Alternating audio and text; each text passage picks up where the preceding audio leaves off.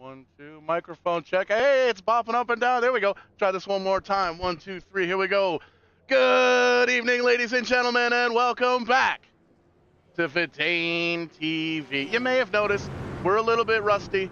It's been a long off season. We had the duels last week, but it's time to kick things off with a bang. Season 7 for the NEP Super Truck Series is a go with the U-House Racing Designs 75 here at Daytona International Speedway, the virtual Daytona International Speedway. Showtime. Paul Strickland Jr. in the broadcast trailer, pushing all the buttons, screaming into this microphone, and alongside me, as always, on Thursday nights, the official voice of the NEP series, Aaron Creed, A.A. Ron. How we feeling tonight, brother?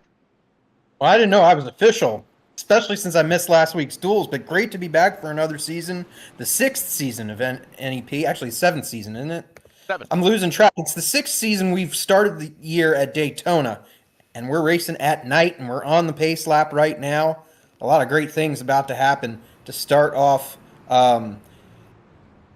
Things that, man, I am at a loss of words because I'm so excited that we're getting ready to start another season of NEP racing. That's it, folks. That's the show. Good night. We'll see you next week. Just That's kidding. it. Lights are off on the non-manufacturer specific pace car up towards the front. We're lined up 2 by 2 all the way through, and there you can see a championship pair. You put them together 100% is what they equal. Daddy-O down up on the top side, rather, in that number 99 truck. Ryan Messer scoring the pole down on the bottom side. Those guys won their dual races. They're starting up front. We've already got qualifying in the books. These guys qualified it out last week with the X-Lander Designs duels. There you see the front row are the winners of those 2 races. And there you can see the pace car getting ready to dip on down to the pace field or to pit road and take the safety of pit road. And here we come up to the green flag for the very first time. The U-House Racing Designs 75 here at Daytona is green.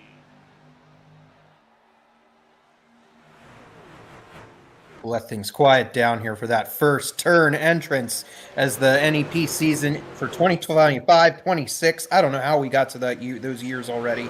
Underway, the 2 fastest qualifiers from last week, Ryan Messer and Steven Daddio, lead the field. And then we've got the dual winners, Colby Burkholder and John Peters, right behind them. Looks like we're starting off or looks like we're kicking off just as they started, 2 by 2 by 2 by 2. We'll see how things go here. We've had some green flag races where we were only wrecked them and coming to the checkered, and we've had some big ones too in the past. You can see on board the Waterfront Pub and Eatery on board of Ryan Messer crossing the stripe. He's going to be scored as P2. We're going to wait for timing and scoring to pick itself up here. Doesn't seem like it's doing what we need it to do here. We're going to tinker with that just a little bit behind the scenes, but we still stay clean and green for lap number 1. And you can see, you made mention, Aaron, these guys are still 2 by 2 throughout the field. Couple of trucks towards the back. They're going to kind of lag back just a little bit. They know that this is a long race, short way to go, long time to get there. 70 laps here at Daytona. Nothing to shake a stick at. It is quite the ordeal for a lot of these drivers. And for your folks that do want to follow along with scoring, Vidane.tv/scoring is up and running. I've been looking at it. It looks like we got the ticker going now. And Ryan Messer kind of setting the stage right now to begin with. He was one of last year's top racers in the NEP, and then also on the real racetrack here this past season up in the Maritimes of Canada, winning some races once again. And outside of him, Steven Daddio is still holding strong in that second groove. And I saw on Facebook Steven Daddio is going to go real racing in 2026 once again. Just purchased a car to go racing, I believe, over at Stafford Motor Speedway. So that's exciting. Daddio getting a little bit of an edge now towards the front. Well, I spoke too soon. As here comes Colby Burkholder pushing that one of Ryan Messer once again to get the advantage. And here we go again. I don't think we're going to see things go into a single file formation for quite a while, if ever. Yeah, a lot of these times these drivers might try and get down to the bottom side as we work lap number 3, cross the stripe there to kick things off for lap number 4. They might try and lag back, pick up a teammate, or pick up someone they know that they worked in practice well together with.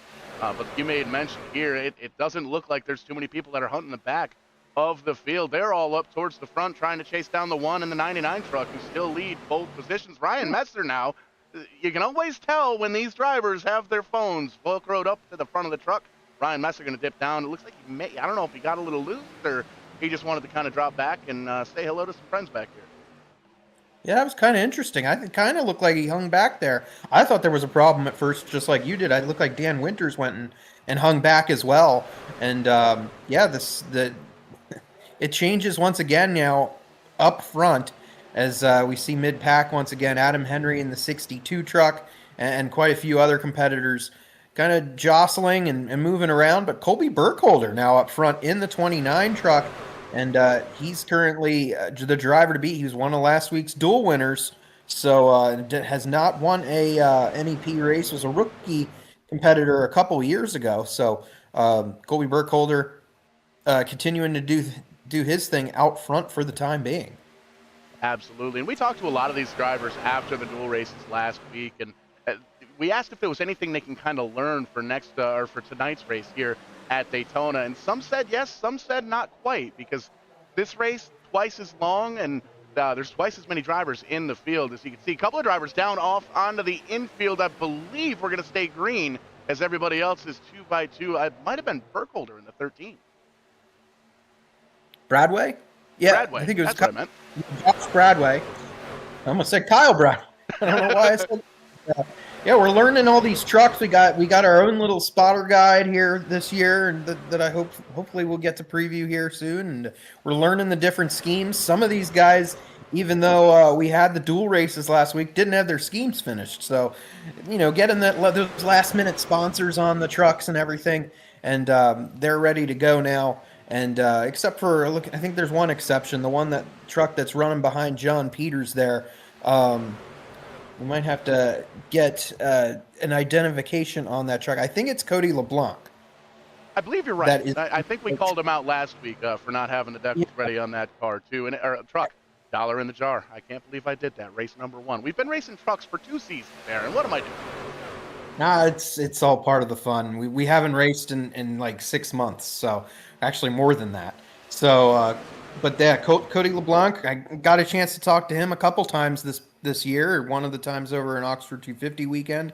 But I know he commented he didn't turn on his computer and turn on iRacing until about a couple weeks ago. So kind of like one of those deals where you have a racer that kind of shuts things down at the end of the season and then doesn't get back to the race shop until a couple weeks before. Not many racers are like that, but there's some out there. So, but he's doing a good job for not being on at the virtual racetrack in quite some time, and he's been right up there solidly in the top 10. And that's always one of the things you really have to worry about with the iRacing world, as you do with the real racing world. You really have to knock off the ring rust, whether it's going from real racing to sim racing back and forth. A lot of folks are able to kind of do both and kind of hop back in, Monday, Tuesday, Wednesday. They'll run on the sim rig, and then they'll run out their late model or their Legends car, or heck, even the Bandolero. A lot of Bandolero kids are out on the iRacing now, and it's tough to kind of balance it all out when you don't really have all that time to put into it. So, like you said, a lot of drivers are dusting off the sim rigs for the first time this week and last week, getting their required practice laps in to make sure they get themselves approved. And one of the things we really have to notice here, it looks like we got timing and scoring finally squared away. Ticker is rocking and rolling, going across the top of your screen there. You'll notice a little bit of a different look here at VidaneTV, trying to spice things up just a little bit, and we're at about 75% with that new graphic back. Don't think we're done cooking just yet. No, the chef still has work to do, and these drivers still have time to go. 67 laps to go here at Daytona. This may very well end up being a war of attrition, Aaron, because these drivers, most of these guys are all short track racers. We're here at the big track with a little bit longer race to kick things off. You start to get a little bit tired in the arms with these super speedway races. Yeah, definitely. 75 laps is a long way to go at this track because, the lap times are about, 50-ish seconds.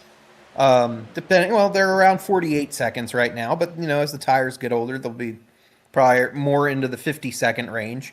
And they will have a couple sets of tires to take on. We're definitely going to see at least 2 pit stops. They have 2 extra sets of tires, but then the fuel load can only go 31 green flag laps. So you're going to have to stop twice. You're not going to be able to stretch it.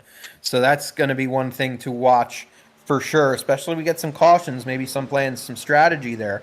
But getting a little thrown off there. We see that I think that's the 3 of Brandon Newhouse that's in second spot, but we have is that a number 1 that's on it? So that kind of threw me off. But we saw the other number 1, Ryan Messer. We saw him hang back or fade back after leading, and he has already shown that he can get back up there in that number 1 machine. And also in between those two, between Newhouse and Messer, we talked about Jeffrey Bradway before. That is a spicy looking scheme that he's got on that number 13, and he runs in the top 5 right now. Yeah, you can see him from a mile away, and you can see 2 truck backs, new color there for Ryan Libby, bright green on that number 46 ride. And there you see RSal-TV. Let's talk about Ryan Salvatore leading the outside lane there. I hate to bring him up. He might be listening. He's going to look over. I hope he doesn't go up and hit the wall, because we've seen that happen a time or two. Get away from that wall, Ryan.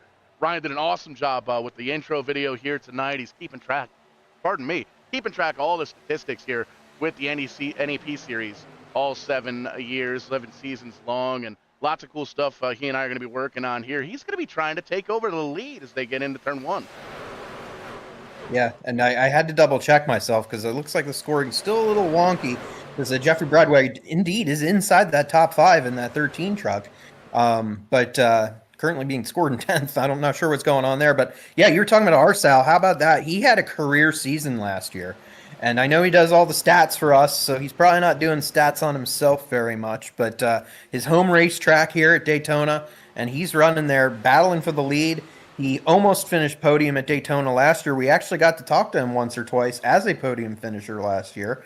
So he's looking to kind of come on the mic and talk to us at the end of the race with a solid finish once again. But right now, Colby Burkholder holding strong in the top spot. Clean and green here with 63 laps to go here at Daytona. You can see the 29 truck still on the bottom side, the 12 of Salvatore up on the top. There's a trifecta of 9s up top. Steve Daddy on the 99, the 09 truck of John Peters in behind him. That's going to be the 3rd. Nope, check that. 4th truck in line now on the outside line. That's your 3-time defending champ in that 09 truck. Tracy Ryan Libby down the 46 truck down on his bottom side. We made the joke for the past 3-4 seasons, wherever Libby is, Peters seems to be, and well, now that 99 truck found some speed here in the past 3 seasons or so, those 3 drivers, you could almost throw a blanket over them. I think those might very well be the 3 drivers we take a look at for championship season here when we get down to the nitty gritty. Yeah, we usually talk about Libby and Kibbe as well, but I haven't seen Kenny Kibbe tonight. I don't know if he's in the field. I don't know if something happened there. He's going to have a lot of ground to make up. I know he was slated to start in 14th spot after his dual finish last time out. I'm trying to follow timing and scoring, and unfortunately, I don't really see him out there. So that's kind of that'll make things a little spicy. A past champion going to have to play catch up to start off this year.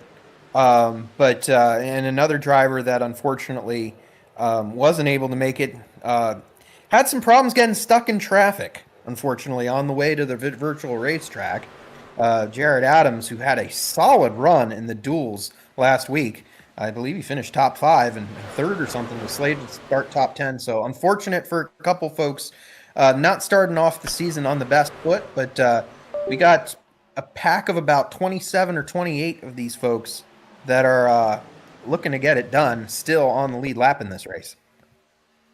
Yeah, for sure. And one of the things we got to keep mentioning as well, a lot of these drivers up in the Northeast. I know here at Vidane HQ in Eastern Connecticut, it is storming like a sieve. There is rain and wind and crash, bang, boom, thunder and lightning happening all over the place. Well, it's not that bad, but heavy rain for sure here in Eastern Connecticut. A lot of these drivers are going to be struggling with internet connections as the storm kind of passes on through. And speaking of which, we got to give some notice to all the folks down in Jamaica, everybody affected by that big storm.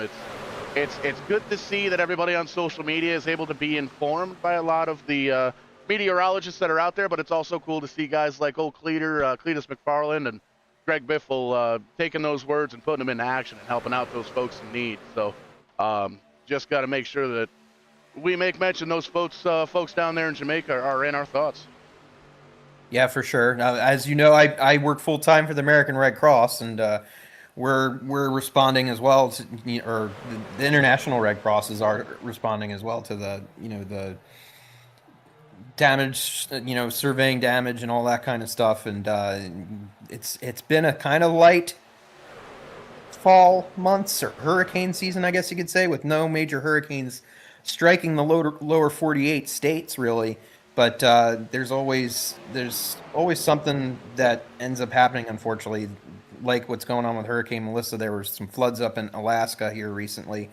So yeah, definitely our thoughts are with everyone, and yeah, hopefully everyone up in your neck of the woods is doing all right. I know Corey Casagrande's out of the race. I know he was one of them that was concerned about maybe connection and weather and things like that up in Connecticut. Actually, no, he's down in he's actually in Florida in Disney World still, isn't he?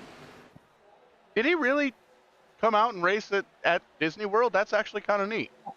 I don't know. Maybe he started parked it just so he could, get the points or whatnot. I don't know what the plan was there. I didn't even think of that until I thought he was up in. Maybe he's back in Connecticut. I don't know what him and Kat are doing right now, but yeah, it's good to see our fearless co-leader or leader, whatever you want to call him, of the NEP out there, and I'm sure he'll be here for the rest of the races this season. But things getting a little spread out, and but not up front, as we still see a pack of trucks as Bradway pushing the 29, a Burkholder, couple of rookies from a couple years ago doing a great job. There's Brandon Newhouse on the outside, Arsal, Ryan Messer, Ryan Libby. We talked about his livery is a lot different than it's been in recent years, where he's had maybe a kind of an unsponsored kind of thing going. And then we got last year's Daytona winner.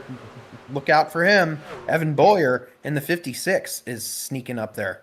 Yeah, we talked to Boyer before the race here, before we came on the air. He's looking forward to getting in the booth a couple of times throughout the season here this evening. I told him good luck in the race. We don't want to see you wreck, but gave him keys to the booth. So if the 56 truck ends up down pit road for one reason or another, we may very well talk to him up here in the booth and get some coverage from him. I know he streams over on Twitch as well, so do a quick search for him and he'll pop it right on up. And I'm trying to get timing and scoring kind of worked out here and getting familiar. I'm looking at the spotter's guide too, which kind of struggling with the back end. It's kind of resource heavy on the back end here, so I think we're going to fire up the backup machine for next week's race and get that all sorted out. But that one truck on the outside, it is indeed sponsored by Brandon Newhouse, Newhouse Racing Designs, but that's Dale Glessner in that one truck, and timing and scoring is showing it as the 1-1. So I think that's what that is. He's the number one. I think he's trying. I thought we weren't allowed to repeat numbers, but here we go. It's okay. But Dale Glessner, always front-running competitor. I don't know if he's – I have to look back at the stats, but I don't know if he's ever won a NEP race. He's come close. He's had certainly, especially last year, he's had quite an amount of bad luck. He did I know he's done some racing himself at Jennerstown in a modified. It looks like he had a top 5 this year. And his brother Doug ran the full schedule and came up, unfortunately, 4 points short of the championship, according to Jennerstown standings. But Dale Glessner, yeah, doing a great job there. It's now that we can confirm that that's him. And like you said, yeah, it looks like the timing and scoring kind of fixing itself now. Bradway being scored in third. And Ryan Messer, Ryan Salvatore, Ryan Libby. We have like a trio of Ryans up there. Ryan's all over the place. Salvatore doing a great job still up there in the top 5 in that number 12 truck. You can see he's going to dip down to the bottom side. And you made mention earlier, 5 races to kick things off at Daytona with NEP. 5 different winners. Danny O'Quinn won it in Season 2. Devin Marhefka, Season 3. Reagan Parent in Season 4. John Peters, Season 5 with the Xfinity car. And Evan Bollier winning last season in that truck. I believe you made mention that a few times ago, and we're breaking records, unfortunately, for the wrong reasons. There were 3 drivers, count them, 1, 2, 3, that had completed all 314 laps raced at Daytona in NEP history. Evan Bollier, Brandon Newhouse, and Corey Casagrande. Corey Casagrande in that 7-seat P truck, he is Steve parked already. Got it. Let's go. A little bit of a tribute there to last week's modified tour champion, right? Or the guy they actually one of the modified tour races this past year they did salute Steve Park at Riverhead. So how about that being a little timely? Maybe we can find Steve Park sometime. I got to talk to him back in January at a convention. Maybe we should get him and actual Steve Park in the NEP booth sometime. That would be cool. See, I'd be all about that. I mean, we've both met a bunch of cool people at racetracks and conventions, and I mean, you've met some crazy personalities, and the amount of people you and I have bumped into at racetracks, it's I don't want to use the word comical, but it's almost comical. Yeah, I guess surreal would Surreal's probably a be good some word. Surreal's a good maybe, word. maybe a better word. I think for us it's comical because we're laughing, going, "How did we get the opportunity?" It's one of those But things too. You know, I'm sure you go with the same. I mean, I've been doing the sim racing thing for a long time. I remember there was one race at Stafford. It was the fall final or the spring sizzler. It had to have been the final because I was all warm and sweaty, and usually it's kind of sweaty out at the fall final. Well, maybe not. It might have been the sizzler. In any sense, I digress. Zane comes up to me, taps me on the shoulder. Hey, bud, how's it going? Reaches out for a handshake. Hey, yep. One of the cars we were working on wrecked. I was in a bad mood, and it's like, oh, I didn't recognize that's somebody I've been working with for 4 years. Sorry, bud. luckily, I found you in the beer line. I think Yeah. when we met. But You are never going to find a Grumpy Paul in the beer line unless that beer line is very, very long. But meanwhile, we got a lot going on here. We're probably moving in on about within 10 laps of the first round of pit stops if we remain green. Hey, there's is that Corey right there? It is, Corey. You might have stopped off and grabbed a beer or two because that was a little bit squirrely. He's Yep. 10 laps down. He might have stopped at Bucky's, since it's right down the road from Daytona International Speedway. So, Yeah, and they got a new but one down there in Kentucky. They're all gassed up and they're wrecking coming down pit road. Oh no, they're going to hold on to it. Burkholder is not. U-House, the 3 truck down there as well. Oh, he's going to back into the 11. There's Brent Roy in the 26. Oh, man. are we staying green or there we go. We're getting the yellow flag now. And this was one of the keys to the race that RSal gave us. And I was about to say it before that happened was no mistakes getting on and off pit road. And we saw that being an issue last year as well at Daytona when they made green flag pit stops. So the two keys of the race was that and also stay out of the big one. And we had a very unusual big one. Indeed, we did. And the green flag pit stop's always something to keep an eye out for. There you can see we're going to back that up just a little bit more here. And then we'll take a look at it slow motion. We got the replay buttons hooked up this weekend, boys. And there you see, it almost looks like Peters kind of jumped up high, wasn't trying to pit, and didn't quite clear it.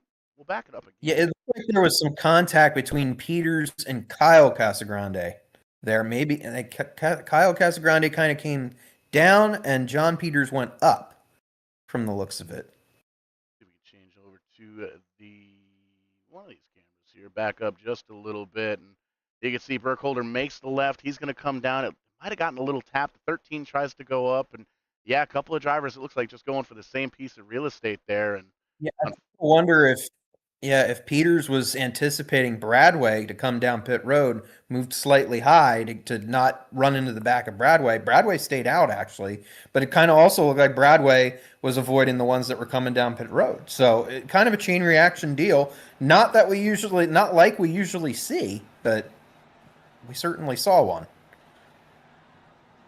there you can see some damage on the front of the 09 truck. He's going to come down pit road and see if he can get that banged out on. And you can see there's drivers all the way up and down pit road getting fuel, getting tires, and getting a little bit of the sheet metal kind of banged out there. You can see some of the lap times, or some of the pit stop times, rather, there on the right-hand side of your screen. A lot of data for this little computer to process, so it might be just a little bit on the wonky side. But in overall, it's a little bit of an improvement, I think, over last season. Well, it ended up being the ones that weren't involved there. It was a prime opportunity to come down pit road because we're right in the middle of the window pretty much.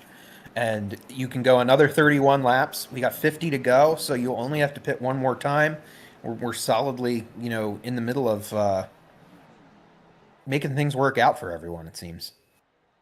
Indeed, we are with 50 laps to go. You can see the drivers catching up to the tail end of the field, and as we listen to this still cam, everybody's got that clutch in. There you see Mike Hopkins currently running in the second position. Dale Glessner still out there. Taking just a quick peek, it looks like these guys did come down pit road.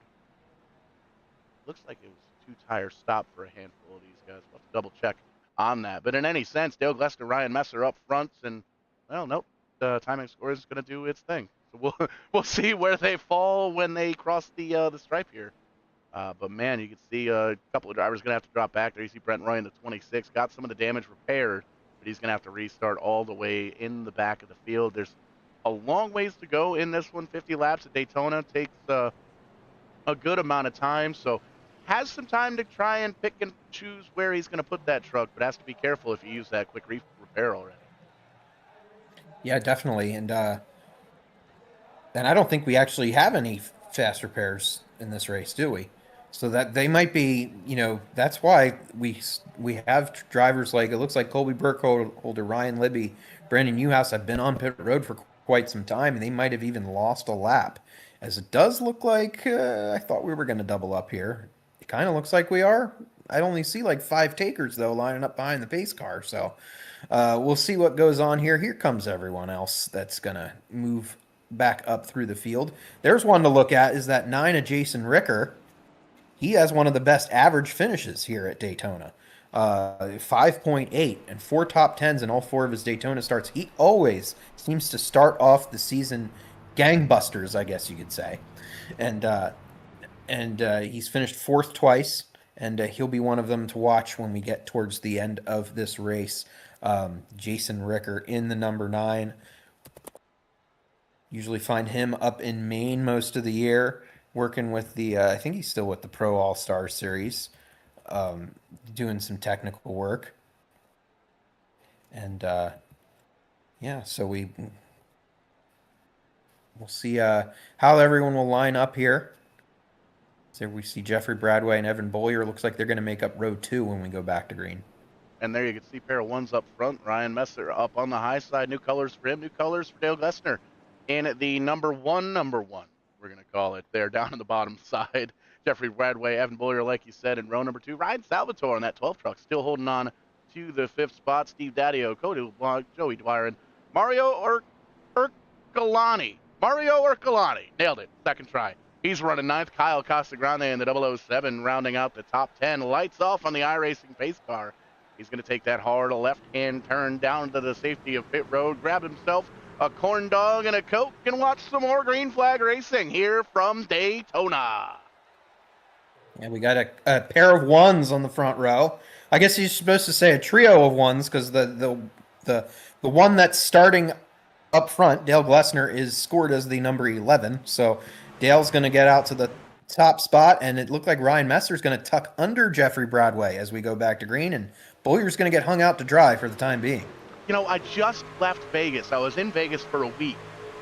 That's snake eyes. 2 ones is snake eyes. I should have known better. Well, usually at Daytona, when we got Corey Casagrande battling up front, and we'll see like Kyle Casagrande and also Cody LeBlanc will have, 777s there battling. So that's another Vegas kind of a good thing going right there. But right now the 13, which I don't think is very lucky in any kind of casino or tall building or anything, but it's lucky right now as Jeffrey Bradway runs in the 2nd spot. And as you see, he's kind of looking to the left, looking to the right a little bit, but right now he remains in 2nd. Arsal running in 4th in that red and white number 12. One of the few paint schemes that didn't really change very much from last year. Actually, we got a trio right there that are looking pretty much the same as last year. Steve Daddio in the 99, as well as the 56 of Evan Boyer. And you can see there on the bottom right of your screen, the most positions gained so far here tonight going to belong to Jeffrey Bradway. He is up 25 spots so far here tonight. 2 more. He could break himself a record. No, I'm just kidding. He just blew that record apart. Because in Season 6, the Daytona race that kicked things off, the biggest mover in that race gained 21 positions. Any idea who it was? I should know this because I think it was on our notes or something like that, but... Oh, that was one of our trivia questions, wasn't it? Yeah, that's right. So I can't technically ask, can I? No, because we're supposed to ask the audience, aren't we? That's right. Yeah, that's right. But We'll sit on right that one now, for a minute. unfortunately, that particular driver, it'll give a hint, he's not having a very good night anymore. But the night is long from being over, as we can see. Glessner still leading the way. Jeffrey Bradway in second. I want to know what's on Bradway's truck. Is that some Celsius energy drink that's on that truck, or something else? It's probably something you should grab right now if you want to watch these races and stay glued to the to your screen. It's a Or is that? bloom. So I see watermelon. There's some strawberry action going on. I bet it'd probably go pretty good with vodka. Oh boy. Well, Jeffrey Bradway's pretty young though. I don't think he's technically old enough to drink some of that kind of stuff. So we might have to watch it when we're talking about his truck. But right now they're all doing a good job right here. Glessner and Bradway pretty much for the most part staying glued to that yellow line. They're moving a little bit left and right, but we see the front. I'm trying to count real quickly. About 11 running together, and I think that's John Peters back in that front draft, despite that damage earlier. Yeah, all the way back up into the top 10, currently holding on to 9th in an 09 truck. And look at that, paired up with that 99 truck. That may or may not be by design. You can see those trucks work very, very well together here at the plate tracks. And you're starting to kind of almost see, you're obviously seeing the high line and the low line up towards the front, but you're also seeing that third and almost fourth pack back there. Those are a couple of guys, they're kind of doing their homework a little bit. This is a chess match at 200 miles an hour here at the virtual Daytona International Speedway. These guys are back here kind of studying the air, studying the other drivers, studying the racetrack. They're trying to figure out how long it's going to take to close up to the tailgate of one of these trucks up in front of them, how many guys it's going to take to pass maybe 2 or 3 trucks on the high side. There you see the 26 truck back in the back of the pack. He's got that thing repaired up to almost back up to speed. You can see back in the 20th position for that number 26 Flow Racing Camry Kid Tundra. Or would it be the Tundra Kid? I think we decided last season it was going to be the Tundra Kid for the trucks. Oh yeah, that makes total sense since we are now that we're a full season into the trucks. I think we should definitely call them that. And look at this, a little bit of maybe a couple moves happening there up front, but no, it's still Glessner and Bradway up front. But that outside line trying to get hooked up together. Adam Henry and Brian Shipp, a couple Jennerstown racers during the regular season, during the summer. And both of them went winless in 2025, it looks like. So how big would it be if they won an NEP at Daytona? I'm sure both of them would be doing all kinds of donuts and would be thrilled to talk to us, especially since neither of them have won an NEP race. Both of them came and joined us a couple years ago and have been running with the NEP regularly ever since. There's Bobby Shipp behind Brian Shipp as well in the 04, a former champion at those Western Pennsylvania tracks as well. So a lot of drivers doing a great job there on the outside, trying to make it work. Is that trying to see who that is behind Bobby Shipp? Is that U-House in the number 3? U-House is Yes. in the number 3. He is He up is in scored a this lap front down. pack, but he is a lap down. And But that hey. that was actually the answer to our trivia question there a couple of moments ago. Last season, started 27th, finished 6th. Right now, he's actually running 26th. 1 lap down. You can see trying to get the lap the hard way, but working with some of those teammates. A lot of YRD teammates lined up there. And for sure, like he's gonna have to, if there's a caution, something like that, if someone just brushed the wall there. But if another yellow flag comes out, he'll probably get the free pass and get back on the lead lap. So that's another thing to watch out for. The day is not over for him. He's might be scored 26 right now, but he could get back up there to the 6th. He's showing that right now. He's also got Mike Hopkins right behind him in the 78. I don't think I've ever seen brighter colors on a Mike Hopkins vehicle before, but there it is. You're not going to miss that one in the crowd, especially at night. And Mike Hopkins, looked like they're going to try to start a middle kind of a thing going there. Maybe join his fellow Connecticut racer Jeffrey Bradway, but it looks like he's going to stay on the outside. And Adam Henry is going to lead by inches versus Dale Glessner. A lot of Pennsylvania racers up there right now. that there are, and that 13 truck in the sucker hole going backwards. Nobody wanted to work with the Bradway machine up on the top side, and you can see they're going to try and follow Henry up around the extreme outer banks. You saw a couple of those trucks get up and scrape the wall just a little bit. Sparks flying here onto the lights at Daytona. Bradway now able to get up in front of Henry.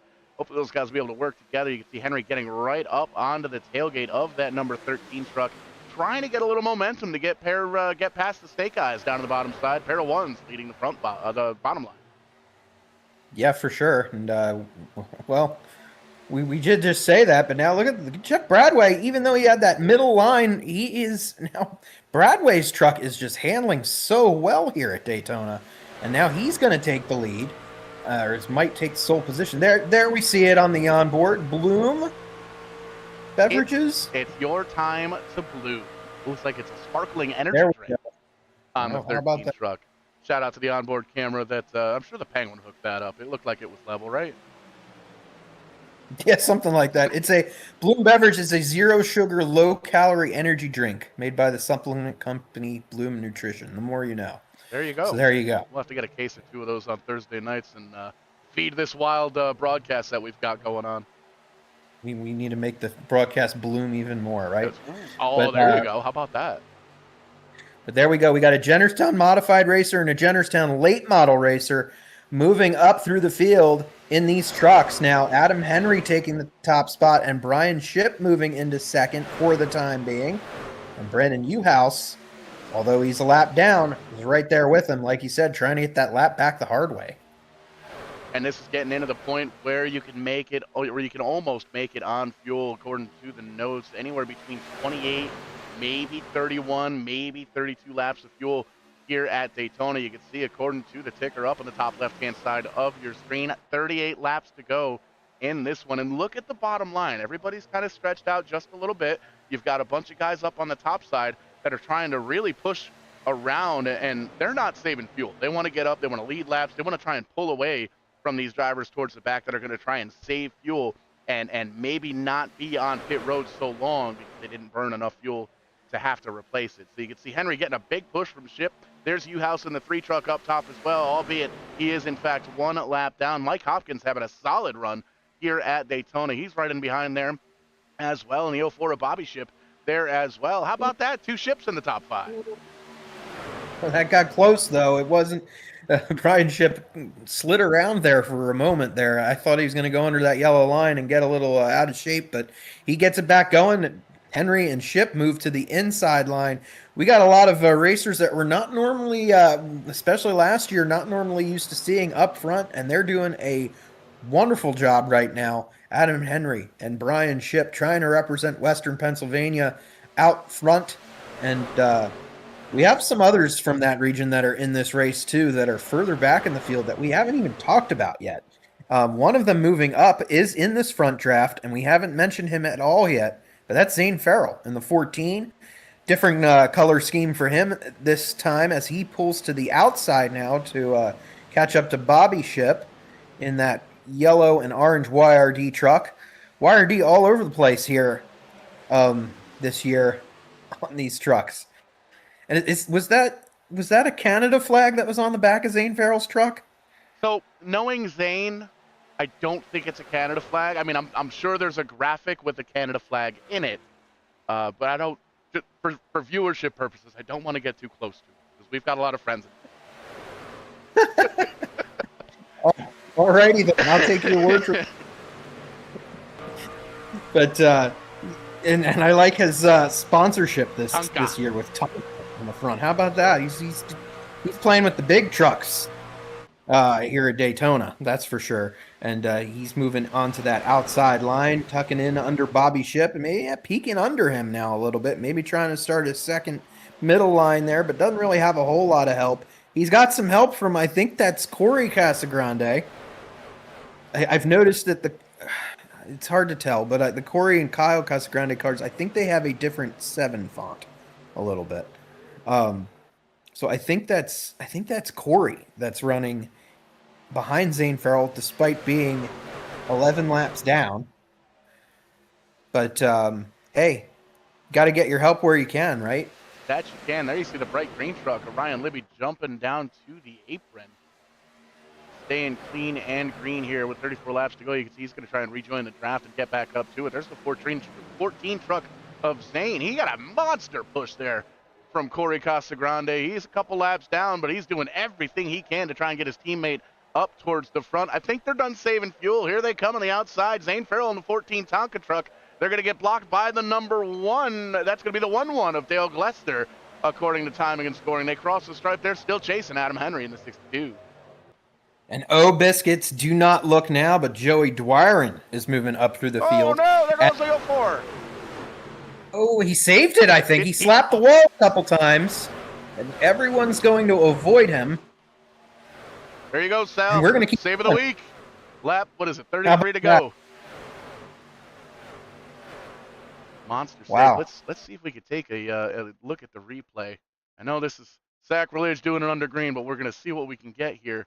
And again, we're going to focus in on the 04 truck. Lost a whole bunch of time on that one, but was able to hold on to it. You can see kind of beating and banging on each other, stuck in the outside. Got a little bit of help. Got a little bit of help. Up to the outside wall, just touched. Oh, my goodness. Heads up driving from the 04 truck. You can see we are still green with 32 laps to go. Yeah, and that was heads up for Austin Belkey, too, making sure he doesn't run in the back of 04. So great job by all, once again, as we remain under green. We have 32 laps to go. So we, like you said, we're probably nearing another round of pit stops potentially soon. Definitely probably within the last 5 laps. I said definitely probably because we're at Daytona. But kind of contradicting myself. But there we see on the outside line, once again, Ryan Messer, Zane Farrell, Corey Casagrande, and Joey Dwyron. Just was about to mention Joey Dwyron. That's not a number 7 car if I know that it's themed like his super late model. If you look really closely, next to that 7, there's a small number 3 and a small letter D. So it's actually the 73D that's on Joey Dwyron's truck, and there you see it right there. And see it painted a little bit like his race cars during the regular season this year, but on the back it still says "Oh Biscuits." Got that bluey theme to it still, and he's definitely challenging for the lead. Whoa! Corey Casagrande getting out of shape there, but he gets back going. Joey Dwyron has to check up. And Dwyron was a winner a couple times last year, so he'll certainly be a factor. And behind him's another truck we haven't really talked about. You just set me up because now I know how to say his last name. Mario Boopy Urkalani in the number 41 truck. Nailed it first try. Rookie contender for this season. First time making his NEP debut. Actually made it at the duels last week, but there you see him running solidly in the top 10 as well. So Mario, I believe, is a crew member for one of the past teams, or one of the teams up in New England, up in Maine. So yeah, we have drivers, we have crew members, we have technical officials, we have iRacers. We have it all here in this NEP League. Absolutely, we do, and that's one of the things we pride ourselves here at VidaneTV is kind of bridging that gap between sim racing and real racing. So you see a lot of these paint schemes in the iRacing world on these trucks. They're real-life paint schemes that these drivers either race in late models or modifieds, or maybe they work on them, like you said, or potentially they're a track worker, whomever they might be. They're involved in racing somehow throughout North America. We're all over America, all over the Canada as well, Eastern Canada. Lots of folks jumping on in from there, and NEP is going to be with us on Thursday nights all throughout the cold months, throughout fall and winter. We're up over 800 subscribers over on the YouTube page, so go over and smash the like and the subscribe and the share button for all that. We've got a packed winter racing schedule coming up with the Oil Boys Late Model Nationals coming back on Tuesday nights. They're kicking off next Tuesday here on VidaneTV. Tim's Corner Motorsports with the TCM Select Series kicking things off on 11/11 Veterans Day here in the States. That's going to be a whole lot of fun. Invite only for the TCM Selects. Make sure you start blowing up Tim Terry's inbox in his DMs to try and get involved in that series. That's going to be a whole lot of fun here on VidaneTV. The RBR Maritime Group coming back here as well, and all over social media we'll be posting our full iRacing schedule and my real racing schedule, because man, oh man, the real racing TV stuff is it doesn't really seem like there's an off season. They race all the time down south, as you know.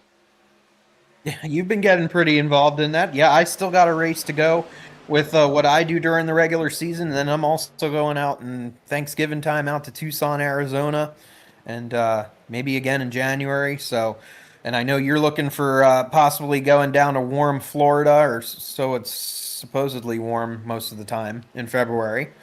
And so we all got a lot of things going on. And that's one thing you mentioned, Tim Terry, as well. That's another type of role within motorsports that we have represented in the field is the media. We have a photographer and writer that races with us every week, and we saw him just a couple minutes ago out of the corner of your eye. You might have seen him, unfortunately, lose a lap and kind of get out of the way for the leaders. Was Jeffrey Brown, and he's actually one of our drivers to watch. He's going to need some help.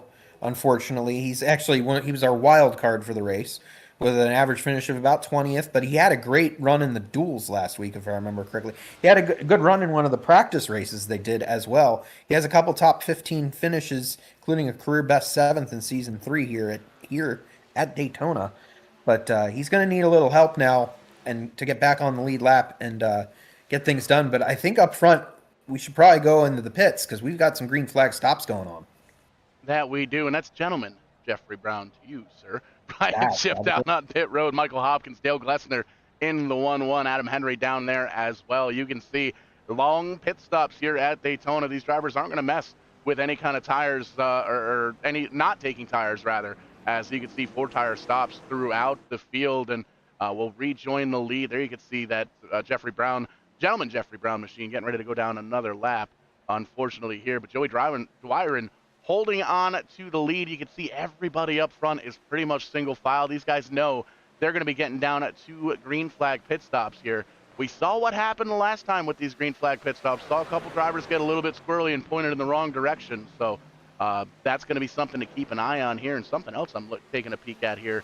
Look at the pit stop lane for Dale Glessner. He is just now leaving pit road. He's a lap down. It looks like he's going to lose a second lap after pitting from the top 5. Yeah, I'm not certain what happened. If there was, I was about to say it looked like it was so far so good with getting up, down and back off the pit road, but maybe something happened there when we were focused away from him. And yeah, he's going to have a lot of ground to make up now. And we're going to see the remainder of these trucks probably pit here any lap soon, as we're now inside 25 laps to go. The good news is pretty much everyone can make it the rest of the way now. So even if we get a late yellow, I don't really see us seeing anyone else coming down pit road unless it's to fix some damage. So we see the rest of them kind of making their way down to their pit stalls now, and we're going to see how this all shakes out when everyone's back on the racetrack. You see a couple of drivers towards the back. They're going to get down and away relatively quickly. Everybody else going to take 4 tires, and we'll see if we can rejoin the lead here with that number 1 truck. They are all sorts of spread out, and they're catching up on the back end of the pack. There you see Ryan Messer. He's going to come down pit road. Ryan Salvatore being scored in second right now in that number 12 truck. Here come the rest of the field. A little bit of hot at the trot there for the 56er. Bollier, we'll have to see if there's any kind of speeding penalty on that, or see if he got it woed down in time. There you see the 09, the 99 down there as well. Belke in the 24 truck. He's down here as well. This should be, in theory, the final pit stops here of the evening. Yes, I would agree on that, and but you never know. But we're going to see. It's Daytona, but now we see a few of them coming off of pit road. Who's going to get the top spot off of pit road there? I missed it. There was Ryan Messer was one of them. Whoa, there was one speeding by there. Here comes some of the drivers that have already pitted. So some of these guys are going to cycle back. I think that was Scott McDonald in the 44, who we've seen have some good runs here at Daytona as well. This is going to be massive. We held that pit road camera there. You can see them off in the distance. There are 5 trucks choo-choo training in a big way. Here they come on the outside. They're being led by that all-white. That's the actual 07 machine of Cody LeBlanc. Still didn't get the stickers on that machine. We'll see if we can get it stickered up here next week. But they are thundering on through the field. These guys up front, they aren't organized yet. There you see the Daddio machine and the Peters machine. They are hooked up. But those 5 trucks are going to be coming like a freight train up on that outside line. Yeah, definitely. Now's not the time that we're going to be running single file anymore. I have a feeling, pretty soon here. So things getting sorted out. Whoa, things got a little close there in the tri-oval there, but we remain under green, and we're going along here with 22 laps remaining. Still a long way to go to sort things out. Anything can happen, and right now we have Ryan Messer. Looks like showing the way as. A lot to be sorted out still. Arcel running second. Steve Daddio third. Oh, Daddio goes to the inside there for a little bit. But we see a slower truck. Is that Glessner? Yes, Yeah, it that's is. Glessner going down a second lap in that one truck. I'm still not quite sure what went down with that pit stop, but I did in fact see he might have been blinking just a little bit. Might be having some connection issues with Glessner as I peel the headset off for a moment. It is raining like a sieve there, and how about that? We're talking about the weather, and Salvatore said, hey, excuse me, could I get some of that spotlight, please? 12 truck to the front. How about it for Ryan Salvatore? Zane Farrell around to the right in the back. Did they all sort things out? It looks like we did. I think that's Almost. Adam Henry in the 62. Still doing some lawn mowing, but we're gonna go to yellow anyways and bunch things back up here in a few laps. Yeah, the Tonka truck got a little bit squished there on that one. We'll take a look at the U-House Racing Designs instant replay. Follow along. It's going to be that bright yellow number 14 truck on the outside line. There you saw, it looks like we spilled a little Bradway. bit of the Bloom energy drink there with that 13 truck. Got a little squirrely up there. And it looks like he might have tapped the wall. Nope, got a big run from the 56. And unfortunately, it looks like nowhere for the 56 to go other than the back of the 13. Almost had it. 14 had nowhere to go. He got a little bit of help around the back, and you saw they seized it. They gathered it up. Well, Corey didn't. That's what it was. That's what right it was. there. Yeah, boss man's going the wrong way. Well, I think what happened was Corey. I know he's really proud of his own lawn that he didn't want to mow Daytona International Speedway's lawn. So he kind of stayed up there while a couple of the others did some agricultural racing. But tough break for Corey. He's not having a very good night. You know, he did post pictures on Facebook alone. He's got some nice line work in there. That he does.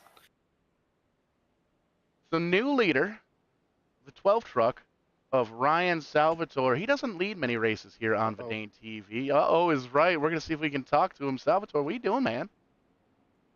I don't know. Can someone tell me what to do when you're only behind the pace car? I'm not used to this. Keep on digging and, well, just hold on to it, I guess. Solid run so far in that 12 truck. You've been in the top 5 all week long. You got what it takes to hold on to it?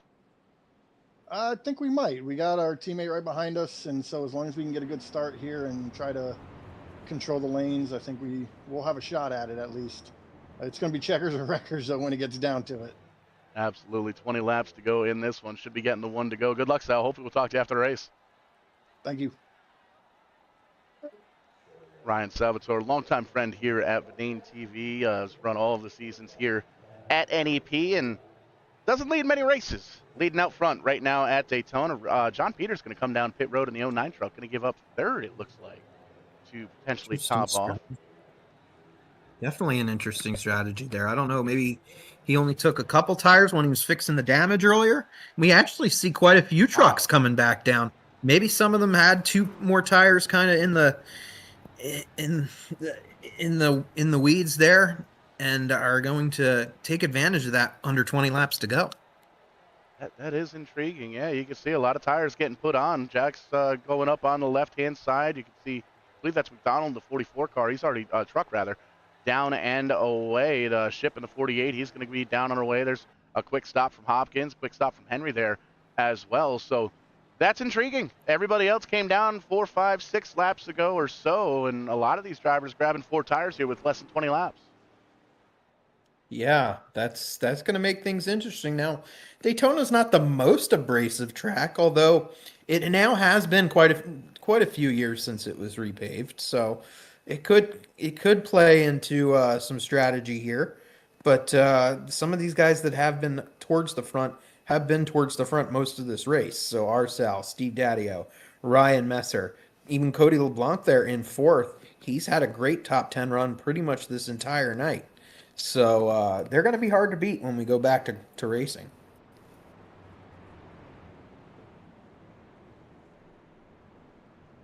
Now we still have a little bit of time here, and just for the sake of curiosity, I know John always likes talking to us here in the booth. John, is Paul up in the booth? You got a copy?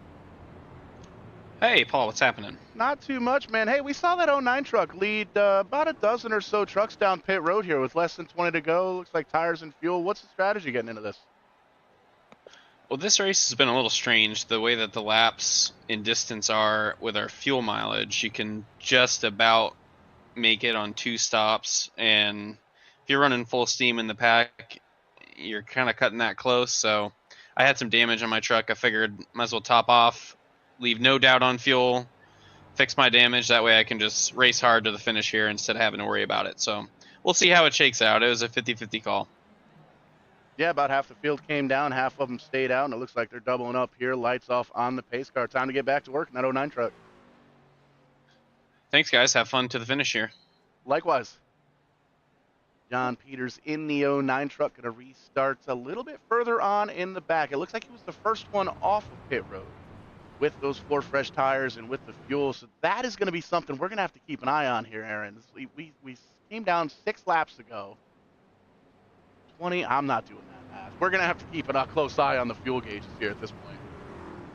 I think everyone's good on fuel because they all pitted within about 25 to 28 laps to go, and the fuel window is 31 green flag laps, so or at a max. So, I mean, yeah, like you said, if someone's out there leading and doesn't, keeps using up more fuel, well, yeah, that could be a problem. But right now, all seems to be good. I think everyone's going to go. I guess you could say balls to the wall here. Yeah, it's prime time. We can push the issue just a little bit here. We can go TV 14, I think, maybe even PG 13. No F bombs, none of that though. Not till after dark. No, for sure. Ryan Salvatore getting ready to take the green flag for the restart. Steve Daddio down on the bottom side. Salvatore electing to take the top side on the restart. Ryan Messer, Cody LeBlanc, Joey Dwyron in the top 5. Mario Ercolani in the number 41 truck going to roll off P6. Evan Bollier, Jeffrey Bradway, John Miller, Zane Farrell, the top 10 as they get ready to restart. Once again, what could be the final time here at Daytona to kick things off. That pace car driver's taking that hard left turn down the safety of pit road to get that corn dog and get the Coke, and Bubbles up in the flag stand. Gonna wave the green flag one mo again. Green, green, green. It's time to go here at Daytona. Salvatore up top, Daddio down on the bottom side. And here we go. Who is going to get into turn 1 in the lead? And it's going to be Daddio getting the top spot, and Ryan Messer pushing. We were talking about the 99 and the 1 kind of working together there. We were talking about the 99 and the 09 working together as well, so we'll see if Peters can get back up there. And so we've got a lot going on right here. 2-3 wide, potentially. And I don't know, Paul. Everyone's been doing a great heads-up drive so far, and we haven't seen too many big ones, but it's shaping up to one person makes the wrong move, and something big can happen here. These drivers have logged hundreds and hundreds and hundreds of practice laps here in the past 2-3 weeks to get ready for this season. Little bit squirrely. Up on the top side, Salvatore around. Salvatore holds on to it just for a second. Everybody else wrecking on in behind. Caution flag flies here once again with 16 laps to go at Daytona. Heartbreak for the number 12 truck. I had to bring it up, and it looked like you said, he had it saved, and then he didn't, and then he had it saved, and then he didn't. So, tough break for our Sal. Let's take a look at the replay. Yeah, pop that up on the U-House Racing Designs instant replay. We're going to get the up-close and personal version of it. There you see the 7-3D gets a big run up on the outside. Thought he had enough room to get into the middle. Unfortunately, not quite clear, and you're going to get that here at Daytona. Look, you had it saved, almost was able to kind of bounce off to it, and there you see calamity ensues. A bunch of trucks involved in that one, shipping the 48 truck there, the 41 Ercolani getting them locked up, the 81 of Dan Winters barely getting on by. There's Brent Roy, the 2600 kid, squeaking on by. We're going to have to take a look at his onboard. I don't think he hit anything. Yeah, that'll be interesting to see. That's one way to kind of have your entrance into NEP. And we'll take a look. There you see the big run there from the 26 truck, and get the onboard camera. Thanks for playing. There you see the smoke, and this is great heads-up driving. See, this is why we always use the foot cam on Brent Royce. Some great footwork, some great wheelman work from the Tundra kid. Got through, no damage on. Wow, that was impressive. Good piece of driving. You can see he's got that thing in fourth gear. He's going to try and save all the fuel that he can. John Peters in behind him. Might have got a little bit of damage. Not a whole lot. But everybody going to try and fall back in behind the pace car. There's Daddio up front, Dwyer, LeBlanc, Bradway, and Farrell, the top 5 currently. Johnny Miller, how about that? The Screaming Eagle, that bright orange truck up there in the top 10, currently running. Actually scored 4th. How about that? Timing and scoring, trying to get caught up with us here. But good run for the Screaming Eagle. Yeah, we haven't talked about John Miller at all today. So, yeah, now he's in the, maybe he's just been kind of hanging back there to see what happens, and that might have been the good move. Although now it looks like he might be, I don't know, is he playing games? Is he coming down pit road? Or is he really seems committed to coming down pit road here. He's trying to get everybody to come with him. The guys, they got corn dogs. Come on. Come on. Let's go. He might have somebody. Yeah, he's going to come down. Here we go. We got Adam Henry, and someone else just made a late decision as well. I don't know if that was Ercolani? Yep, 41 truck to come down. So I didn't think we'd see any more pit stops for the rest of the night, and I was completely wrong. So this is going to make things really interesting. And now I know what Zane Farrell's Tonka scheme. That is an homage to, I think, by seeing the checkered flag, the checkered pattern on the sides. It's kind of an homage of Kenny Irwin Jr.'s Cup debut, kind of, it seems like, if I remember correctly. So that's a pretty sweet scheme right there. It's a good looking paint scheme. It's the Tonka trucks too. I had one as a kid. I couldn't really afford more than one, but I had one of them as a kid. That thing was indestructible. So as much as Zanny wrecks in that 14 truck here in the NEP series, that might be a good move. Hey, you know what they say, truckers are wreckers. That's right. Steering wheel or Jesus or whatever that guy said. Oh boy, it's always fun here when we're doing our thing in the NEP series. So we're having a good time, and we're gonna continue doing things here. And I'm ready to go back racing though, Paul. I'm tired of these yellow flags. Yeah, long night here at Daytona, and man, oh man. Speaking of good times, we're gonna see if we can talk to our favorite good time. Mike Hopkins in the 78 truck, running 10th right now. Paul up in the booth. How we feeling, Mike? Hey, what's going on, pal? How you doing? Good, man. Good. That new paint scheme, new sponsors on the truck. We turning a new leaf here in the NEP series.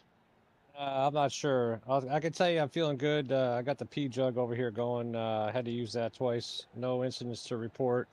Just trying to bide my time and take it easy. You know that you're going to get a couple guys out of control. We just kind of saw that. So, yeah, new paint scheme, potentially got a new opportunity here, so might not be able to finish out the season. So we're going to do everything we can to be the show and take that as it may be. That's right. If you can't write the show, be the show, or something like that. That's what I keep saying. But, yeah. Just about time to get back to work. Looks like they're doubling up. Mike, good luck. We'll talk to you after the race. Appreciate you. Thank you. Mike Roburst. Mike, easy enough for me to say. Holy cow. Mike Roburst. Mike Hopkins in the number 78 truck. Solid run. Great to see him up in the top 10. Yeah, he's showing his Magnum ways, though, right now, running inside the top 10 there. So we'll see if he can keep up that position. We see things have shuffled quite a bit once again when we're getting ready to go back to green. It'll be Steven Daddio and Joey Dwyer on the front row. Then Cody LeBlanc, who I thought was involved in that wreck, but must have kept it going in the right direction. He runs in third. Jeffrey Bradway back up to fourth, despite the mishap from earlier. So there haven't been many drivers that have failed to or that there are not many drivers that have stayed out of trouble. I will say Steve Daddio is one of them. I don't think he's been in any kind of mix-ups, and he might quietly be the, even though he's in the lead. I don't know how that's quiet, but he might quietly be the truck to beat here. But we're gonna have to see how things play out here. With I think we'll have about a dozen laps remaining when we go back to green. Indeed, we do. My original pick was going to be Ryan Salvatore, but unfortunately, he was involved in that last wreck. I'll let you take the first pick. I'm going to throw you on the spot. Who's going to win this one? Well, I think I just said it. Daddio seems to be the one I would think to beat right now. And that would be interesting, too, because we've never had a repeat Daytona winner. He's never won at Daytona either. So looks like one the only drivers in contention that have won here at Daytona before are John Peters and Evan Boyer. Regan Parent we haven't seen tonight. I don't think he made the start. And yet another driver that's a contender when when it comes to championship time, that's going to have some catching up to do. But up front, we see Steven Daddio and Joey Dwyer leading the field back to green, as we're going to see how everyone jockeys into position here momentarily as they go through turns 1 and 2. You know who else hasn't won at Daytona yet? Mike Hopkins. I'm going to pick Mike Hopkins in that 78 truck. You heard him. He's hungry. He's setting him up on the dashboard here tonight. I don't know if you caught it, but he hit the P-Jugs twice already. He is lubed up and ready to rock and roll. He's got a big push from the 3-time champ in the 09 truck, and he's in behind the 24 truck of Belke. I don't think we've seen the last of Hopkins here tonight. I don't think we've seen the last of Peters either, though. So watch out for that 09. Even though he's kind of been in the middle of a couple things, he's still out there and is running up to speed with the rest of them. So definitely one to watch. Another one to watch, Dale Glessner's back on the lead lap. So we saw him get into some trouble there in the last round of pit stops, and he is right back up there challenging. So we might not have seen the last of Dale Glessner for sure. Yeah, just on the outside of the top 10, currently in 14th, up on that high side. You can see everybody, for the most part, that's on the lead lap is in fact connected with this main group. A couple of drivers leaning on back just a little bit. You can see they're snaking on down that back straightaway, trying to get as much air as they can on the front of the nose to keep them cool, but also trying to get as close as they can as to the tailgate up in front of them. Steve Daddio holding on to the lead down on the bottom side, but Cody LeBlanc doing everything he can to try and get that top side to push him around the outside.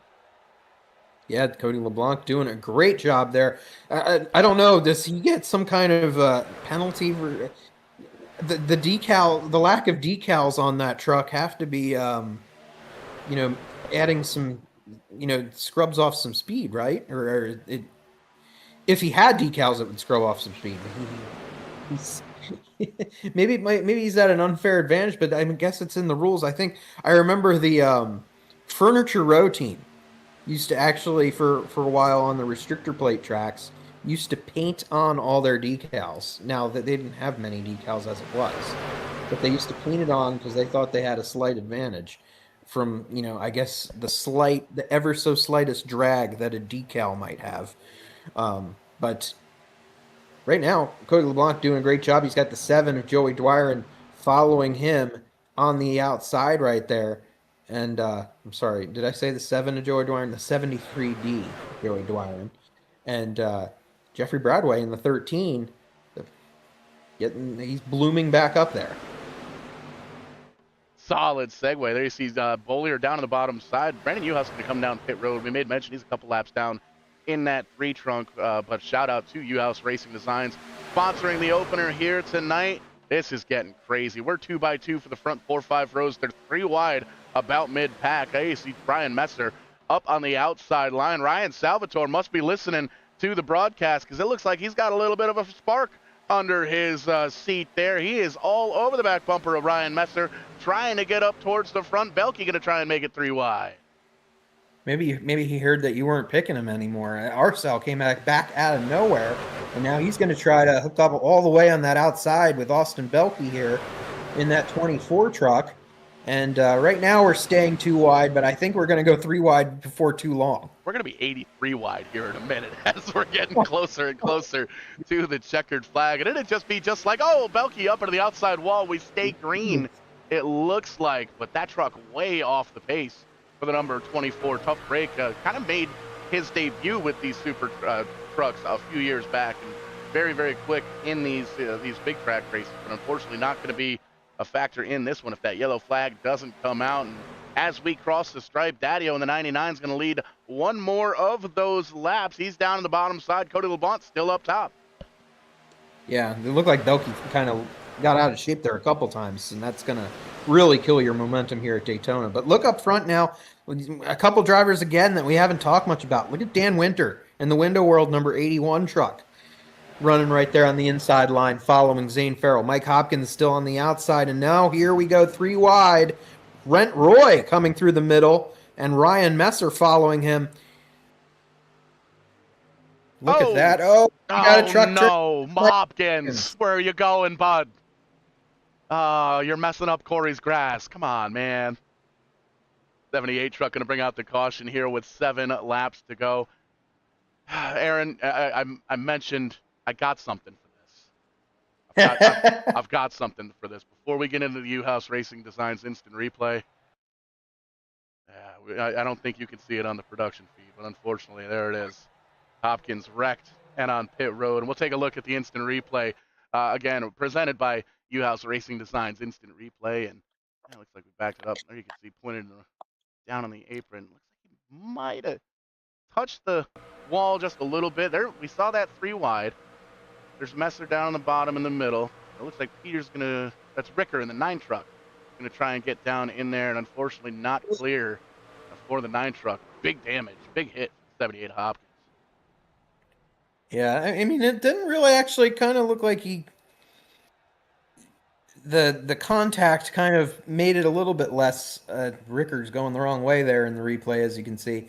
But Paul, I didn't think you'd be so reluctant to actually have to do that feature that we have now for Mike Hopkins. But especially once you picked him as your winner.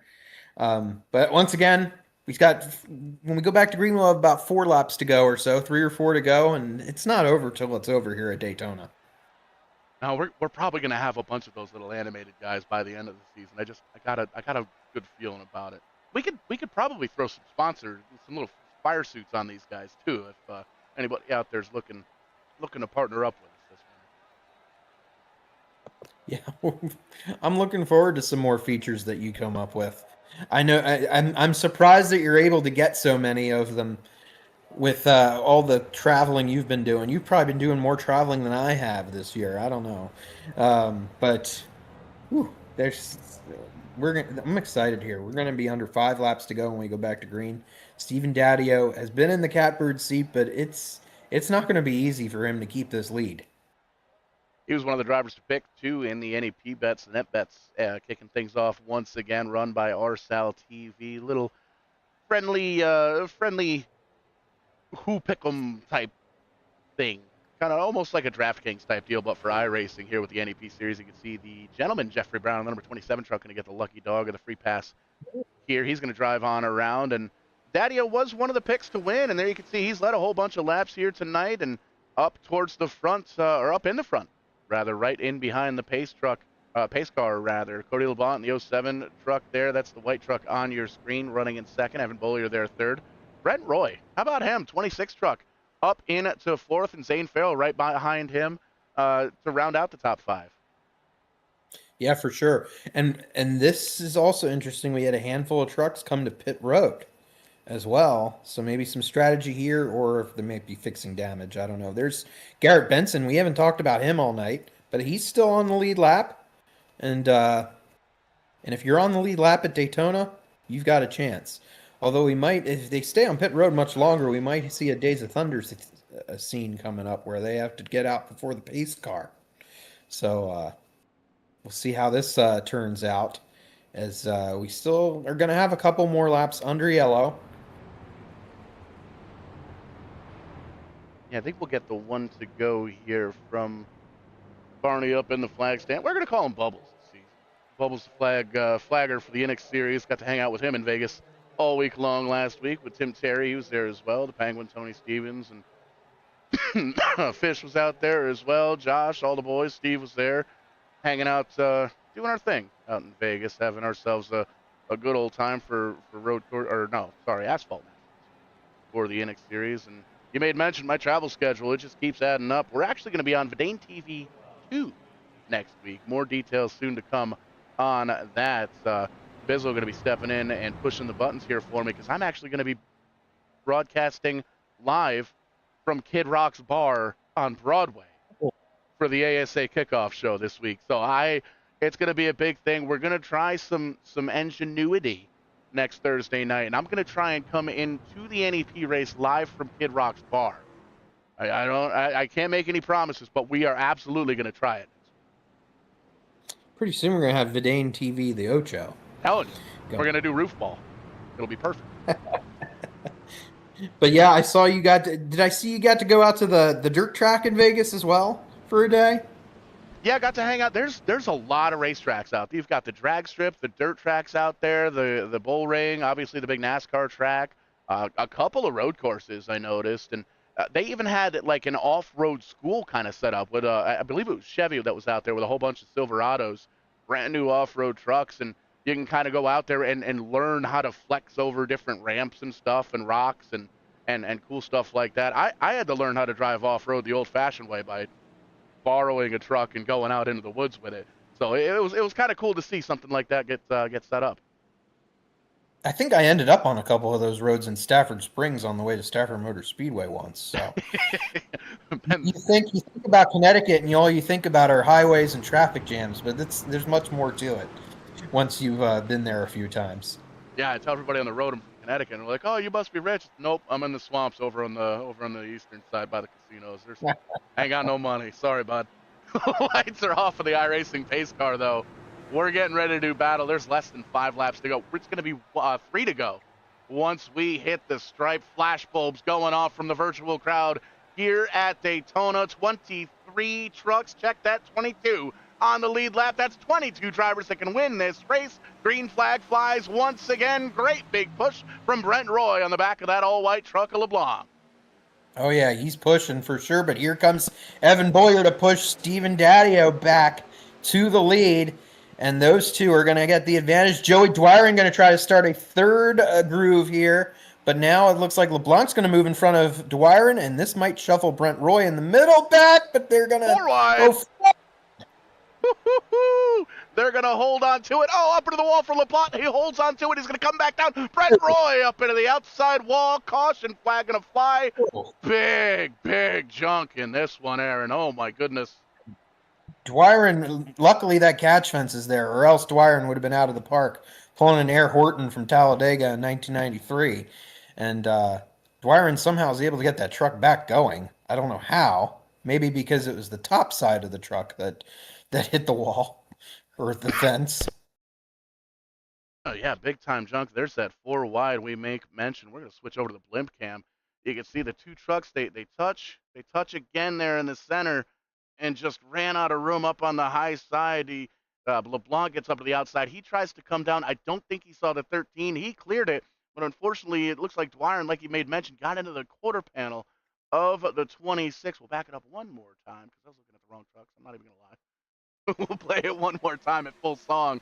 There you can see kind of bouncing, beating, and banging off of each other, and just a couple of trucks going for the same piece of real estate here at Daytona with 3 laps to go.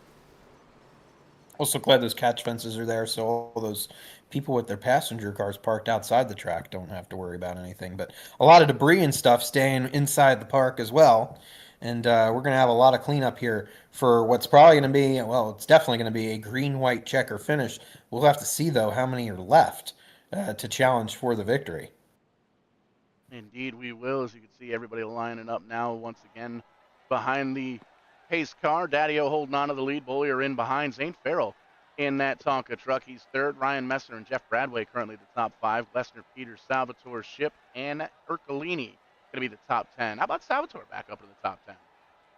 Yeah, we've watched out for him for a while, and yeah, a lot of things still to happen here. And do we see a few of them coming down pit road? Maybe.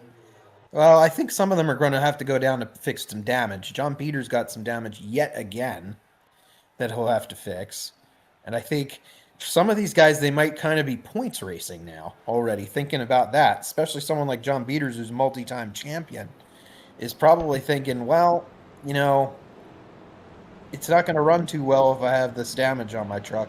Might as well come to the back, especially with how many came down pit road. He could still be in a good shot for a top 10 because I think only the top 11 stayed out. Yeah, top 11 staying out on track. Everybody else coming down. You can see some long pit stops there as well. 4 tires going on for everybody there as well. Beating and banging with the great big virtual hammers there as well to try and get as much sheet metal banged out as they could. And it's crazy to see just how much the fuel is going to play a factor in this one, as well as that sheet metal damage. Because Peters came down from the top 5. And you can see still down on pit road. So going to be a long way to go for anybody on pit road, but anything can happen at Daytona. We've said it a time or two. And you mentioned fuel. We didn't think it was going to be a factor because everyone pitted with about 25 to 28 laps to go. If not after that, some of them did. But there might be some of them like Steven Daddio here who's been leading and whatnot. Now that we're going to be stretching the distance a little bit and then going into overtime, I guess you could say, and could be a couple questions. I don't know. Maybe it won't be, but we got to make it a little suspenseful, even though it's already been suspenseful, Paul. Entertaining the masses as we do here at VidaneTV, and that's just how we do it. And I've talked to a couple of drivers here. You want to talk to that second place driver, old Belvedere in the 56? Sure. Evan Boyer, Aaron Creed here, running second here, going into what might be the final restart. What do you think your chances are to become potentially the first repeat winner here at Daytona? Well, I was feeling better running third than I am second. The top line just hasn't gone on any of these restarts, but I have a feeling that this isn't the last caution, so I think we'll use up our allotted green-white checkers tonight, boys. Well, hopefully you'll be feeling good. You do got Ryan Messer behind you, potentially pushing you on this restart. But I'm sure that's one of the keys is just try to get as good of a restart as you can. Absolutely, and I mean the run right before this, I had made the move, and then the yellow came out, so I already showed my hand to Daddio, but we'll see. We'll see what happens here. All right. Well, good luck as we come to a close with this race. Appreciate it, guys. Lining them up 2 by 2. Lights are off on the non-manufacturer specific iRacing pace car. You know where he's going. He's going down pit road. He's going to grab one more corn dog, potentially one more corn dog, one more Coke, because Evan Bollier doesn't seem to think we're done wrecking here yet at Daytona. Yeah, we'll see if he's correct. And Evan's one of those that's excited. I don't know if you'll be around that weekend, but I've kind of got it on my radar a little bit.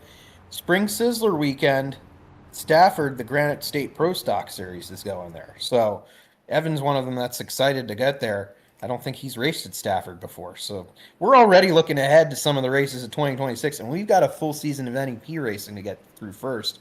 And we still got the first race of the season to get through with a couple more laps to go. We're going green here in a couple turns.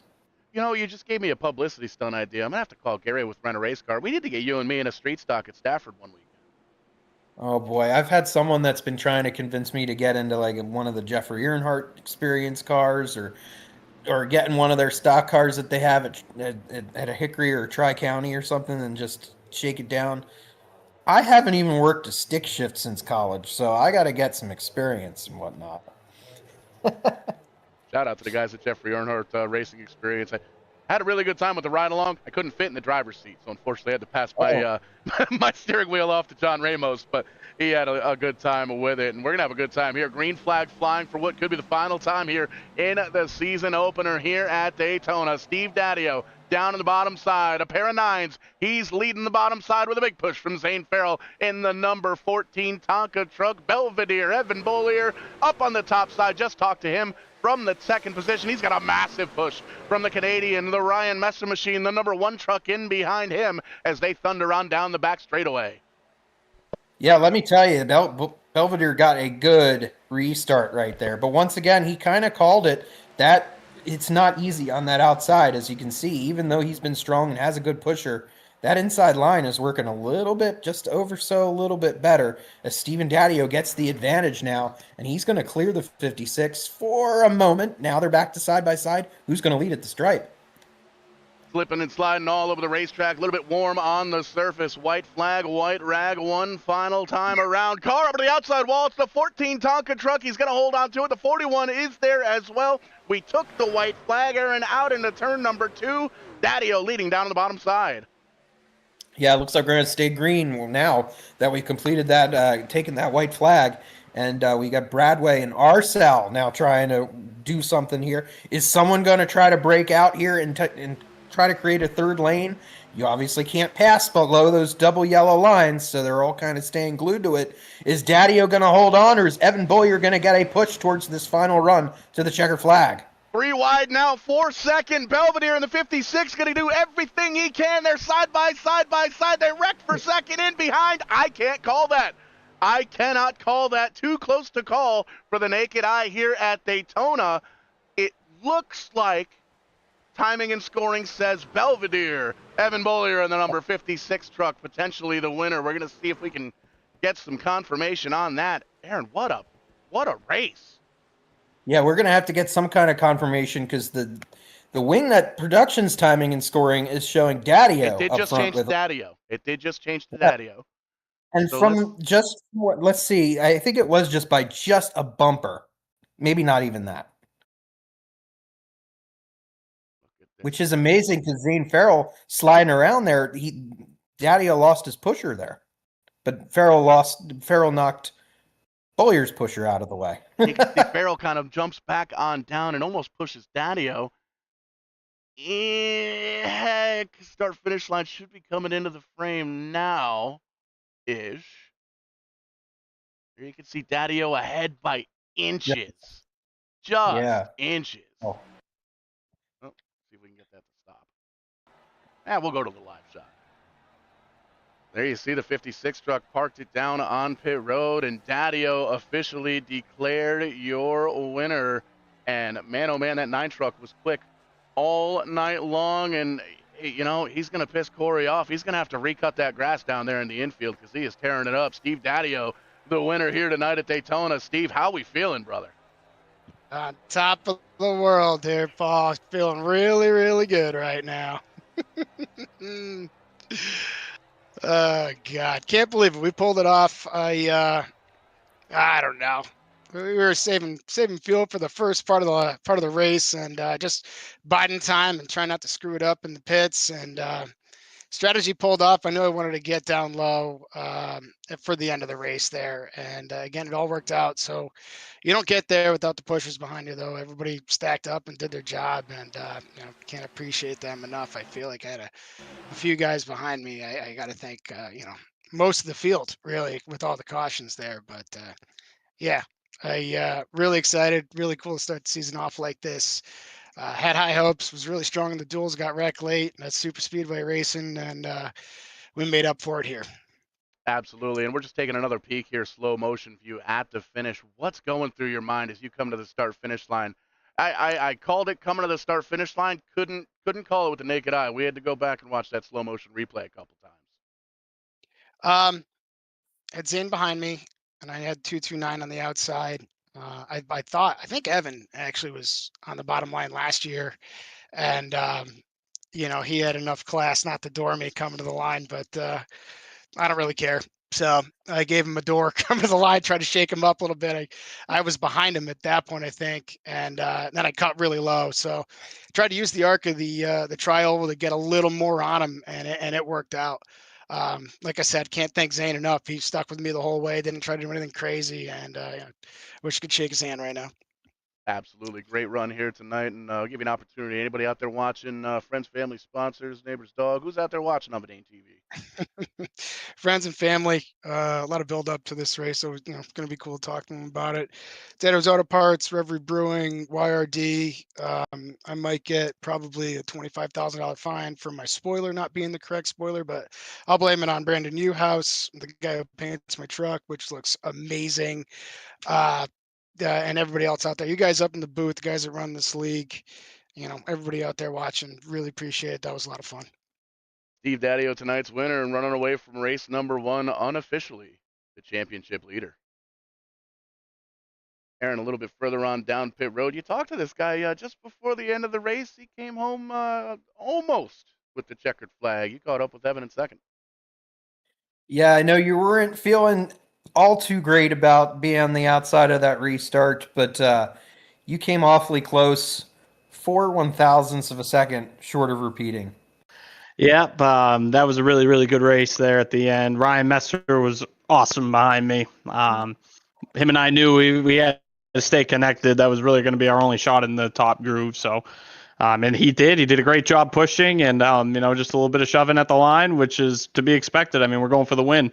So, yeah, just came up just barely short. It was a really good race, though. Much like last year was starting off the season good, on a good note. Now we go into these tracks where it's a little bit less of a wild card. How big is the momentum that a good finish at Daytona does it give you? Yeah, it certainly helps. Anytime that you can get out of these races with a decent finish. I've gone through many of these races where you finish 20th, right, and then you're already in the hole for the start of the season. And as competitive as it is, if you want to compete for a title in this series, you gotta run at the front at all the races. So yeah, definitely a big help. Yeah, and sometimes things go your way. And with your second place finish for tonight, who do you have to thank? Yeah, I gotta thank my great sponsors: Hancock Lumber, Nitro Designs, ABG Heating and Cooling, LB Cleaning Co., Brett Davis Real Estate, EJ Drywall, New York Construction, Jack's Property Service, Bollier Construction, Laveria Auto Detailing, and obviously all my great family that always watches. My daughter's not up late watching tonight, but I know she would have loved to watch these race cars. She's all into it now. So, yeah, just got to thank all the great sponsors, and got to thank you guys too. To thank the whole series. I'm really excited to be back doing this. This is so much fun to do in the wintertime. Love to keep the competitive juices going throughout the winter. Or we're all excited to have you back as well. And second place, Evan Boyer. Now we'll go over to Paul. You got your third place finisher, don't we? Thank you, guys. That I do. Bollier's got all the construction companies sponsoring him, but this guy drives the truck, the Tonka truck. Zany finishing third here tonight on the podium in Daytona. Zany, how we feeling tonight, man? Pretty good after that kind of a shit show there. Hell of a run towards the finish there. What was going through your mind coming to the checker? There was a lot going on. So I got damage beginning early in the race, around like lap 20, lap 21, something around like that. And it knocked the toe out, and I tried to fix it as much as I can, every caution. And I only stayed in the pits one time. But the wheel was off 45 degrees the entire freaking race. And I was just like, I threw the race out the window, and somehow we managed to get back to the front and avoided all the big ones. But we come away with third. I'm happy with it. So, Couple of dings and dents on that Tonka truck, but all in all, a solid run here tonight. Who's out there watching on VidaneTV? Friends, family, neighbors, dog? Anybody out there? my mom and dad are watching. I think my wife's watching too. I don't know if she tuned in tonight or not. So that's about it. Solid run here tonight. Gonna be a run for a championship, or we think a championship yet? Yeah, we'll see. We're just we're gonna go balls to the walls every week and just see what happens. So, hanging them up on the dashboard. I like it. Zane Farrell finishing in at third here tonight. Congratulations. thanks, man. See you guys. That's going to wrap things up. You can see top 10 on your screen, running order on your screen. Heck of a race there for Steve Daddio, Evan Bollier, 4/1000ths of a second, as you made mention there, Aaron. All in all, heck of a race to kick things off. For sure. And our balls to the wall counts up to 2 for tonight. And but yeah, that was a lot of great finishes right there. We saw Brian Shipp in the top 10 having a good run. Adam Henry just outside the top 10. Joey Dwyron fulfilled the last car on the lead lap there in 16th. Jeffrey Brown with a top 20 finish. Always consistent here at these Daytona races. And there we see some of the drivers that had some not so great luck, including Cody LeBlanc, who was up in the top 10 most of the night. Tough break for him. Same with John Miller, Mike Hopkins, Brandon Newhouse, your dual winner last week. Colby Burkholder was out early. And Ryan Libby running out the field here at the World Center of Racing. Absolutely. And that's going to wrap things up here for us tonight. Got to thank everybody for tuning in live all over the internet. We're trying to take over here at VidaneTV. We're on the YouTube. We're on the Facebook. We're over on the Twitch as well. Got to wrap this up. I got a Halloween party over in Grand Theft Auto I got to catch up to here tonight. It's after 10 o'clock. We got a lot going on here at VidaneTV. We'll catch you on the flip side, and when we do, we will be doing it live.